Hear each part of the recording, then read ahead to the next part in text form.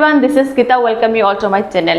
আজকের ক্লাসে আমরা ইংরেজি গ্রামারের এমন একটা বিষয় সম্পর্কে শিখব যেটা প্রত্যেক স্টুডেন্টের জানা উচিত এবং সেই বিষয়টা হচ্ছে সিম্পল প্রেজেন্ট টেন্স।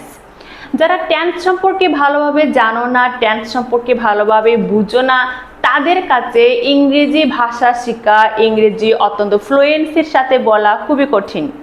ঠিক আছে, তো যদি ইংরেজি শিখতে চাও, অনর্গল ইংরেজিতে কথা বলতে চাও, তাহলে টেন্স সম্পর্কে জানা খুবই দরকার। আর আমরা জানি যে টেন্সের পরিবারে তিনজন সদস্য আছে, প্রেজেন্ট টেন্স, পাস্ট টেন্স এবং ফিউচার টেন্স। ওকে, তো আজকের ক্লাসে আমরা স্পেশালি আলোচনা করব সিম্পল প্রেজেন্ট টেন্স সম্পর্কে। এই সিম্পল প্রেজেন্ট টেন্স কি? সিম্পল প্রেজেন্ট টেন্স আমরা কিভাবে চিনব, অর্থাৎ কোনো একটা সেন্টেন্স বা কোনো একটা কথা দেখা কিংবা শোনা মাত্র আমরা কিভাবে বুঝবো যে কোন সেন্টেন্সটা সিম্পল প্রেজেন্ট টেন্স। ওকে, আজকে আমি তোমাদেরকে খুব সহজ কয়েকটা ট্রিক শেখাবো যাতে তোমরা এই ট্রিকগুলি দেখা মাত্র বুঝতে পারো যে এই সেন্টেন্সটাই হচ্ছে আসলে সিম্পল প্রেজেন্ট টেন্স। সবচেয়ে প্রথমে দেখো, যখন আমরা কোনো হ্যাবিট বা রুটিনের ব্যাপারে কথা বলবো, হ্যাবিট মানে হচ্ছে অভ্যাস। যখন আমরা আমাদের প্রত্যেক দিনের কোনো অভ্যাস কিংবা রুটিন মানে কি? রুটিন মানে হচ্ছে নিয়মাবলী। হ্যাঁ, আমরা যখন প্রত্যেক দিনের কিছু অভ্যাস কিংবা নিয়মাবলী সম্পর্কে কথা বলবো, সেটা কিন্তু সিম্পল প্রেজেন্ট টেন্স হবে। তারপর জেনারেল ট্রুথ মানে কি? মানে সাধারণ সত্য, অর্থাৎ এমন কিছু কাজ দেখবে যেগুলি সত্য, যেমন সূর্য পূর্ব দিকে উঠে, the sun rises in the east, এটা কিন্তু চিরন্তন সত্য যে সূর্য পূর্ব দিকে উঠে।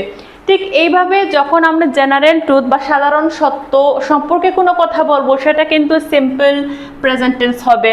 তারপর পার্মানেন্ট স্টেট, পার্মানেন্ট মানে কি? পার্মানেন্ট মানে হচ্ছে স্থায়ী। হ্যাঁ, আর স্টেট মানে কি? রাষ্ট্র। যখন কোনো স্থায়ী রাষ্ট্র সম্পর্কে কথা বলবো, যেমন ভারত একটা দেশ, India is a land, America is a land, বা New York is a country. তো এইভাবে যখন আমরা স্থায়ী কোনো স্টেট সম্পর্কে কথা বলবো, সেটা কিন্তু সিম্পল প্রেজেন্ট টেন্স হবে। তারপর অ্যাকশন হ্যাপেনিং নাও, কোনো একটা ঘটনা ঘটছে, হ্যাঁ, কোনো একটা ঘটনা ঘটছে এমন বোঝালেও কিন্তু সিম্পল প্রেজেন্ট টেন্স হয়। এবার কথা হচ্ছে যে সিম্পল প্রেজেন্ট টেন্সে আমরা সেন্টেন্স কিভাবে গঠন করব। ঠিক আছে, দেখো, সিম্পল প্রেজেন্ট টেন্সে কোনো সেন্টেন্স গঠন করতে হলে আমরা সাবজেক্টের সঙ্গে সব সময় বেস ভার্ব ব্যবহার করব। বেস ভার্ব কি? বেস ভার্ব হচ্ছে ভার্বের মেইন ফর্মটা। যেমন ধরো আই হচ্ছে এখানে আমাদের সাবজেক্টের বাংলা হচ্ছে কর্তা। ওকে, তো আমরা সবসময় সিম্পল প্রেজেন্ট টেন্সে যখন কোনো অ্যাফার্মেটিভ হাবোধক কোনো সেন্টেন্স তৈরি করব, আচ্ছা হাবোধক বাদ দাও, শুধু এতটুকু বুঝো যে সিম্পল প্রেজেন্ট টেন্সে কোনো সেন্টেন্স তৈরি করতে হলে আমরা সাবজেক্ট এবং ভার্বের বেস ফর্ম ইউজ করব।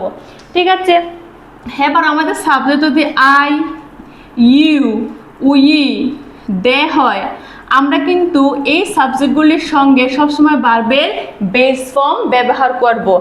যেমন আই গো, কি হবে? আই গো, আমি যাই।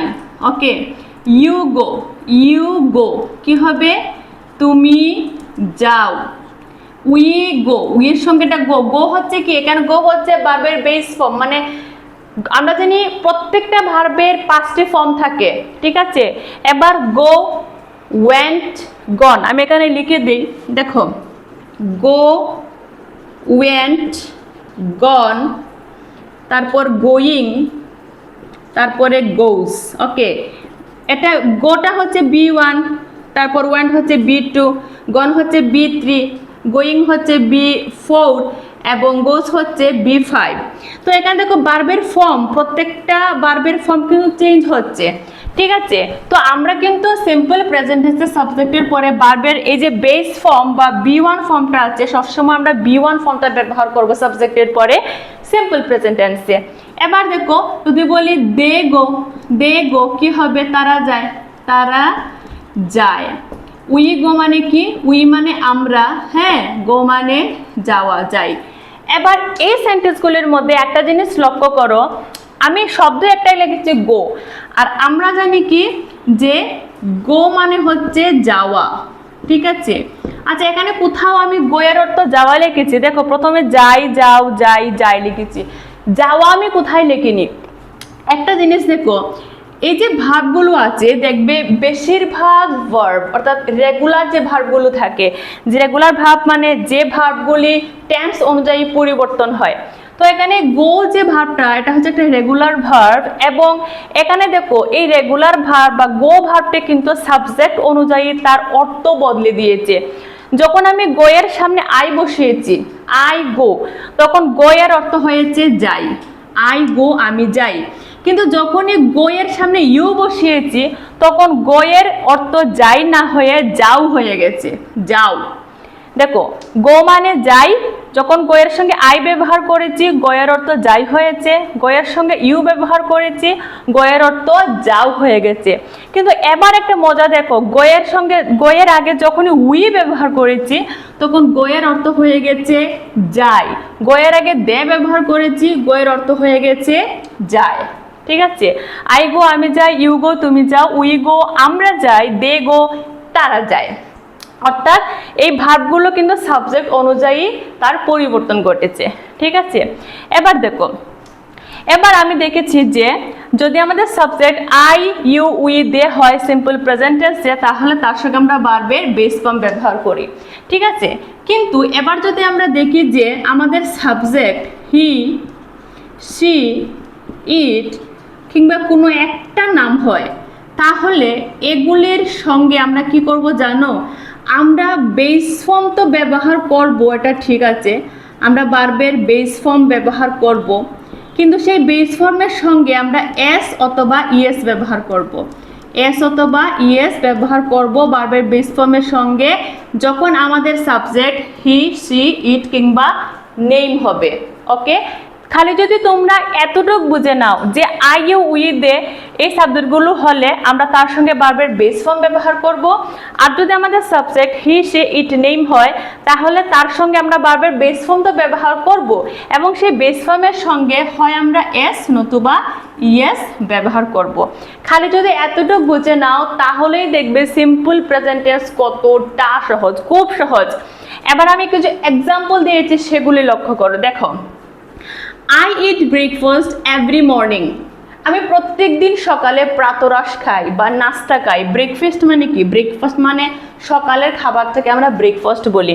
তো I eat breakfast every morning, প্রত্যেক দিন সকালে আমি খাবার খাই।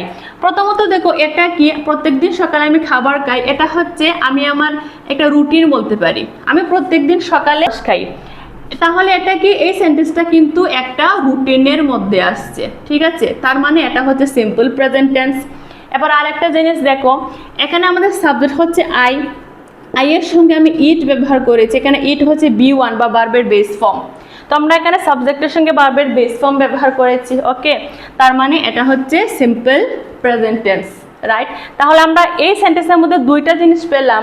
প্রথমত এই সেন্টেন্সের মধ্যে আমরা একটা রুটিন খুঁজে পাচ্ছি, এবং দ্বিতীয়ত আমরা এখানে সাবজেক্টের পরে ভার্বের বেস ফর্ম ব্যবহার করেছি। আমি বলেছিলাম যে আই এর সঙ্গে সবসময় ভার্বের বেস ফর্ম অর্থাৎ সাবজেক্টের সঙ্গে ভার্বের বেস ফর্ম ব্যবহার করা হয় সিম্পল প্রেজেন্ট টেন্সে। এবার দেখো, শি স্টাডিজ ইংলিশ এভরিডে, সে প্রত্যেক দিন ইংলিশ পড়ে। এখানে দেখো এই সেন্টেন্সটা প্রথমত আমি বলবো এটা একটা হ্যাবিট, এটাকে হ্যাবিটও বলতে পারো আবার রুটিনও বলতে পারো, যে তার একটা অভ্যাস হয়ে গেছে যে সে প্রত্যেক দিন ইংলিশ পড়ে। She studies English everyday.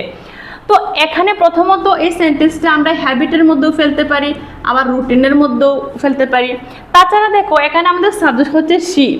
আমি কি বলেছিলাম একটু আগে, দেখো যে যদি আমাদের সাবজেক্ট শি হয় বা হি হয় তাহলে আমরা বেস ফর্মের সঙ্গে এস বা ইএস যোগ করব। এখানে দেখো শি স্টাডিজ, মূল শব্দটা হচ্ছে এখানে দেখো স্টাডি, STUDY, ঠিক আছে। কিন্তু যেহেতু এখানে আমাদের সাবজেক্ট হচ্ছে সি, এর জন্য আমরা এখানে আমাদের মূল ভার্ব স্টাডি এর সঙ্গে কি স্টাডিটাকে দেখো কি করেছি, এখানে ওয়াইটা না লিখে কি লিখেছি দেখো IES স্টাডিজ, এখানে ওয়াই এর বদলে IES বসেছে। তার মানে কি এই সেন্টেন্সের মধ্যে দেখো আমরা ইএস যোগ করেছি। আর আমি একটু আগেই বলেছিলাম যে সিম্পল প্রেজেন্ট টেন্সে আমাদের subject he, she, it, name হলে তার যে বেস ফর্ম থাকে সাবজেক্টের পরে তার সঙ্গে এস বা ইএস যোগ হয়। তাহলে এখানে কি হয়েছে, she studies English very well. Simply বুঝতেই পারছো যে এটা হচ্ছে সিম্পল প্রেজেন্ট টেন্স, খুব সহজ। তারপরে দেখো they play football on weekend. On weekend মানে কি, উইকেন্ড মানে হচ্ছে সপ্তাহের শেষ 2 দিন, অর্থাৎ শনিবার এবং রবিবারকে আমরা কিন্তু উইকেন্ড বলি। আর উইকেন্ড শব্দের আগে সবসময় প্রেপোজিশন কিন্তু অন বসে, এটা মনে রাখবে, উইকেন্ডের আগে প্রেপোজিশন সবসময় অন বসে। এবার দেখো দে প্লে, এখানে দে হচ্ছে আমাদের সাবজেক্ট, হ্যাঁ, এবং দে এর সঙ্গে ভার্বের বেস ফর্ম ব্যবহার করা হয়। তাহলে দে প্লে, এখানে প্লেটা কি, প্লেটা হচ্ছে প্লে মানে খেলা, এটা একটা ভার্ব, এবং প্লেটা ভার্বের বেস ফর্ম। তো they play football on weekend, তারা সপ্তাহের শেষের 2 দিন ফুটবল খেলা করে। তো এখানে সাবজেক্ট এবং এটা ভার্বের বেস ফর্ম ব্যবহার করেছি, মানে এটা সিম্পল প্রেজেন্ট টেন্স। ওকে, এখানে দেখো এই যে 3টা এক্সাম্পল বললাম, এগুলো কিন্তু সব হচ্ছে অ্যাফার্মেটিভ সেন্টেন্স। ওকে, এবার আমরা নেগেটিভ সেন্টেন্স দেখবো। দেখো নেগেটিভ সেন্টেন্স, এবার আমরা সিম্পল প্রেজেন্ট টেন্সে যদি নেগেটিভ সেন্টেন্স তৈরি করতে চাই তাহলে আমরা কি করব দেখে নাও। সিম্পল প্রেজেন্ট টেন্সে আমরা যখন নেগেটিভ সেন্টেন্স তৈরি করব সেখানে আমরা সাবজেক্টের পরে হয় ডু বসাবো আর নতুবা ডাজ বসাবো, এবং ডু ডাজের পরে আমরা কিন্তু নট লিখব, এবং তারপরে আমাদের যে মেইন ভার্ব থাকবে সেটা বসবে। ওকে, এবার দেখো I do not watch TV on weekdays, অর্থাৎ আমি সপ্তাহে টিভি দেখি না। উইকডেজ মানে কি, উইকডেজ মানে এই সপ্তাহে আর কি, এই পুরো সপ্তাহের মধ্যে আমি টিভি দেখি না। তাহলে এখানে দেখো আই, এটা কি, আমি টিভি সপ্তাহে দেখি না মানে নেগেটিভ সেন্টেন্স, এবং এখানে দেখো আই এর পরে আমি ডু ব্যবহার করেছি। এবার অনেকে প্রশ্ন করবে যে সাবজেক্ট তো অনেক আছে, I, you, we, they, he, she, it, name, আমরা কোন কোন সাবজেক্টের পরে ডু বসাবো আর কখন আমরা ডাজ বসাবো। দেখো যখনই আমাদের সাবজেক্ট আই, ইউ, উই কিংবা দে হবে, এই সাবজেক্টগুলোর সঙ্গে যখন নেগেটিভ করবো সেন্টেন্সগুলিকে তখন আমরা ডু বসাবো, আর যখন আমাদের সাবজেক্ট হি, শি, ইট কিংবা নেম হবে তখন আমরা এই সাবজেক্টগুলোর পরে ডাজ বসাবো নেগেটিভ সেন্টেন্সের ক্ষেত্রে। ওকে, তাহলে কেন দেখো আই সাবজেক্ট আছে, তো আই এর সঙ্গে আমরা ডু বসাবো, আই ডু নট, আর আমরা ডু এর পরে কিন্তু কি লিখবো, ডু এর পরে আমরা নট লিখবো, যেহেতু নেগেটিভ ডাজের পরেও আমরা নট লিখবো। তাহলে দেখো I do not watch TV on weekdays, আমি সপ্তাহে টিভি দেখি না। হি ডাজ নট, এখানে হি এর সঙ্গে, হি হচ্ছে আমাদের সাবজেক্ট, আর আমি বলেছিলাম হি এর সঙ্গে ডাজ নট বসবে। তাহলে he does not like spicy food, সে ঝাল খাবারগুলি পছন্দ করে না। স্পাইসি মানে কি, স্পাইসি কথার অর্থ হচ্ছে ঝাল, আর স্পাইসি ফুড মানে ঝাল খাবার। তাহলে এখানে বোঝার জিনিস শুধু এতটুকু যে আমরা যখন সিম্পল প্রেজেন্ট টেন্সে কোনো নেগেটিভ সেন্টেন্স তৈরি করব তখন আমরা আমাদের হি, শি, ইট, নেম সাবজেক্ট হলে তারপরে আমরা ডাজ নট লিখব। জাস্ট এতটুকু মনে রাখো, খালি এতটুকু মনে রাখলেই দেখবে সিম্পল প্রেজেন্ট টেন্স কতটা সহজ লাগছে তোমাদের কাছে। তারপরে দেখো এটা হবে দে, হ্যাঁ, যদি বলি they do not live in New York, তারা নিউ ইয়র্কে থাকে না, এখানে সাবজেক্ট হচ্ছে দে, দে এর সঙ্গে আমরা ডু নট ব্যবহার করব বলেছিলাম। দে ডু নট লিভ, তারা থাকে না, কোথায় থাকে না, ইন নিউ ইয়র্ক, তারা নিউ ইয়র্কে থাকে না। দেখো নিউ ইয়র্ক হচ্ছে কি, নিউ ইয়র্ক হচ্ছে একটা পার্মানেন্ট স্টেট। ওকে, তো এখানেও কিন্তু দেখো নিউ ইয়র্ক যেহেতু একটা পার্মানেন্ট স্টেট, তাই কোনো দেশের আগে আমরা সবসময় কিন্তু প্রেপোজিশন ইন বসাই, এখানে প্রেপোজিশনটাও শিখে নাও সঙ্গে সঙ্গে। তো তারা নিউ ইয়র্কে থাকে না, they do not live in New York. Okay, তাহলে আমরা এখানে অ্যাফার্মেটিভ সেন্টেন্স শিখলাম, আমরা এখানে কীভাবে নেগেটিভ সেন্টেন্স তৈরি করতে হয় সেটাও শিখে নিলাম। এবার আমরা দেখব যে সিম্পল প্রেজেন্ট টেন্সে কীভাবে কোনো প্রশ্ন করা হয় বা ইন্টারোগেটিভ সেন্টেন্স মেকিং করা যায়।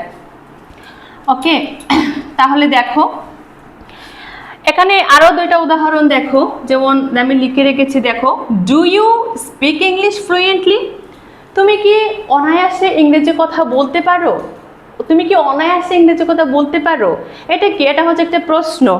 এখানে প্রশ্নের শুরুটা আমি ডু দিয়ে করেছি।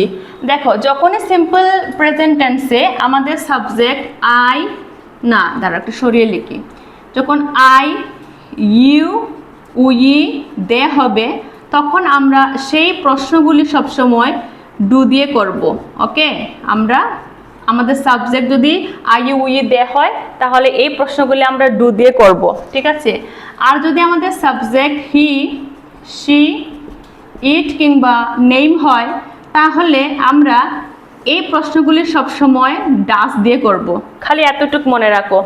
এবার দেখো সাবজেক্ট হচ্ছে ইউ, তো আমি প্রশ্ন করেছি do you speak English fluently, তুমি কি ফ্লুয়েন্টলি অনায়াসে ইংরেজি কথা বলতে পারো? যেহেতু সাবজেক্ট এখানে ইউ, তাই প্রশ্নটা আমি কিন্তু ডু দিয়ে করেছি, ভালোভাবে মনোযোগ দিয়ে শোনো। তারপরে দেখো does she work as a doctor, সে কি ডাক্তার হিসেবে কাজ করে? হ্যাঁ, সে কি ডাক্তার হিসেবে কাজ করে? এখানে সাবজেক্ট আছে আমাদের শি, এখানে দেখো সাবজেক্ট আছে শি, শি থাকলে প্রশ্নটা কিন্তু আমরা ডাজ দিয়ে করব। তাই প্রশ্ন করেছি does she work as a doctor, সে কি ডাক্তার হিসেবে কাজ করে? Does she work as a doctor. তাহলে তারপরে সেন্টেন্সটা দেখো ডু দে হ্যাভ এ প্যাট, তাদের কি একটি পোষা কোনো পশু আছে? প্যাট মানে কি? প্যাট মানে হচ্ছে পোষা, মানে যে পশুগুলোকে আমরা ঘরে খুবই পোষণ করে পালন করি। হ্যাঁ, তো তাদেরকে কোনো পোষা পশু আছে? ডু দে হ্যাভ এ প্যাট। তো এখানে দেখো সাবজেক্ট আমাদের দে আছে, সাবজেক্ট দে হলে প্রশ্নটা কিন্তু আমরা ডু দিয়ে করব। তাই ডু দে হ্যাভ এ প্যাট, তাদেরকে কোনো পোষা পশু আছে? আশা করি তোমরা আজকের ক্লাসে সিম্পল প্রেজেন্ট টেন্সের যে একেবারে বেসিক কনসেপ্টটা সেটা তোমরা বুঝেছো। এই ক্লাসটা অবশ্যই তোমাদের উপকারে আসবে আমি বিশ্বাস রাখি। যদি ভিডিওটি সত্যিই তোমাদের উপকার আসে তাহলে অবশ্যই একটা লাইক করবে। আর যদি চ্যানেলে প্রথমবার হয়ে থাকো, now subscribe my channel to get more and more information from my channel. Thank you very much.